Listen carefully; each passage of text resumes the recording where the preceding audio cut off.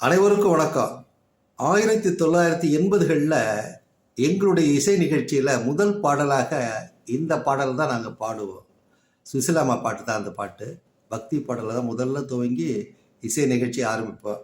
அந்த பாட்டு 2 வரி பாருங்களேன், ரொம்ப வருஷம் ஆச்சு பாடி. அதனால் அந்த பாட்டை 2 வரியை பார்க்கணும், நீங்கள் கேட்கணும்னு ஒரு ஆசைங்க. மாணிக்க வீணையேந்தும் மாதேவி கலைவாணி, தேன் தமிழ் சொல்லெடுத்து பாட வந்தோம் அம்மா, பாட வந்தோம் அம்மா, பாட வந்தோம். நாம் அணக்க பாடி நின்றாய், ஞானம் வளர்ப்பாய், பூமணக்க பூஜை செய்வாய், பூவை நீ மகிழ்வாய். மாணிக்க வீணையேந்தும் மாதேவி கலைவாணி, தேன் தமிழ் சொல்லெடுத்து பாட வந்தோம் அம்மா, பாட வந்தோம் அம்மா, பாட வந்தோம். அருள்வாய் நீ, இசை தரவாணி, இங்கு வருவானி, லயம் தரும் வேணி அம்மா.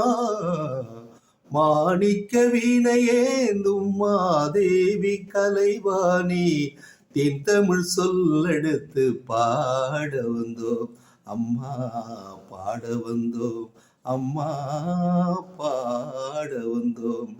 இதை ஏன் இன்னைக்கு நான் பாடுறேன்னு சொன்னால், இன்னைக்கு சரஸ்வதி பூஜை கொண்டாட்டம் மிகவும் மனதுக்கு இதமாக நிகழ்ச்சியாக கொண்டாடுறதெல்லாம் பார்க்கின்ற பொழுது ரொம்ப சந்தோஷமாக இருக்குங்க.